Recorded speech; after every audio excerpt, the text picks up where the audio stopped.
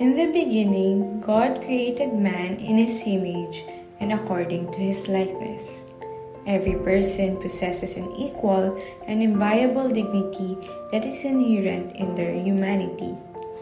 Our dignity as humans give us the right to be respected, valued, and treated equally and ethically, regardless of our differences, ethnicity, gender, culture, and status. We are all drawn forth from His very love and are called to participate in His mission and work of salvation. Through this dignity, each of us is endowed with all that is necessary to realize our full potential and fulfill our purpose as God intended. We are called to love and value our neighbors, to live in harmony and peace as a community that works together for the common good. Unfortunately, social injustice and inequality continues to be a pressing issue in our community as modern society evolves. Major historical events provide accounts of the prejudices and oppression that our forefathers faced. These issues have existed for centuries, but our society still struggles to combat inequality from generation to generation. As modernization spreads and encompasses the entire globe, the emergence of new societal issues has also made a huge impact on how we must handle and stop such problems. Many people remain committed to fighting discrimination, injustice, and violence in the hopes of transforming our society for the comfort and security of all. If we can only come together and accept our differences, we can also do so much more not only for ourselves but for the whole world.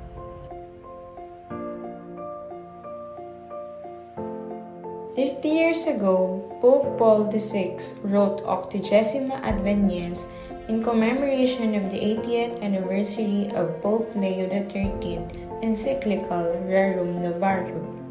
In the opening of this letter, Pope Paul VI calls for greater efforts for justice. The apostolic letter sought to emphasize the Church and our role as Christians in advocating for justice and resolving the numerous problems confronting humanity today.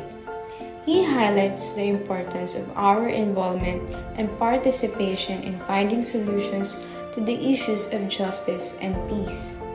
Pope Paul VI discussed and noted on a wide variety of new social problems facing humanity today. The letter focuses on the core issues of urbanization that led to the weakening of the agrarian society. As the economies transitioned to an industrial society, people left rural agricultural areas and the population grew concentrated in cities.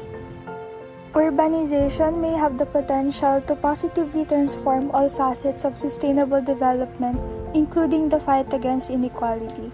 However, when poorly planned and managed, this can contribute to the widening gap in economic status and growing inequality of our society.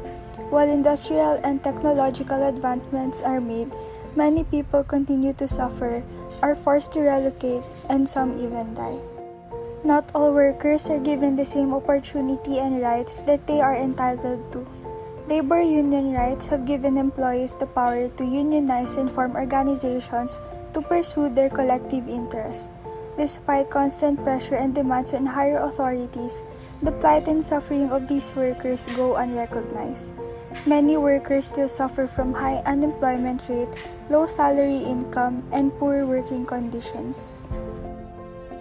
Discrimination continues to be the most difficult challenge that modern societies must overcome. Each day, many people are still discriminated for their race, origin, color, culture, sex, or religion. This has resulted in a plethora of problems, including people becoming victims of violence and abuse. The apostolic letter also focuses on the youth and women who play an important role in promoting social justice and equality. The youth are encouraged to explore and pursue their aspirations in response to the uncertainty and insecurity of the future. Women who have spent their lives fighting for equal rights should be given the opportunity to be heard and empowered. Our community should also work to uphold and protect their rights, recognizing their importance in the development of a progressive and united nation. Lastly, our environment, which has provided us with shelter and resources to live abundantly, has been increasingly deteriorating over the years. Natural resources have been continuously exploited by men in order to gain material wealth and possessions.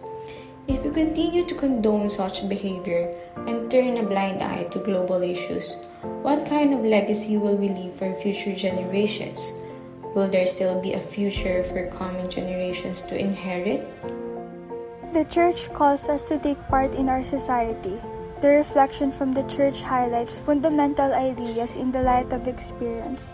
Therefore, as Catholics, we are enlightened through the document to eradicate injustice in our world. This document gives us an overview about the new social problems and how we can solve them.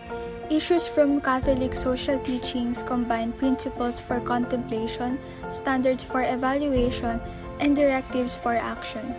They frequently discuss problems or specific issues such as work or the rights of indigenous peoples as mentioned earlier.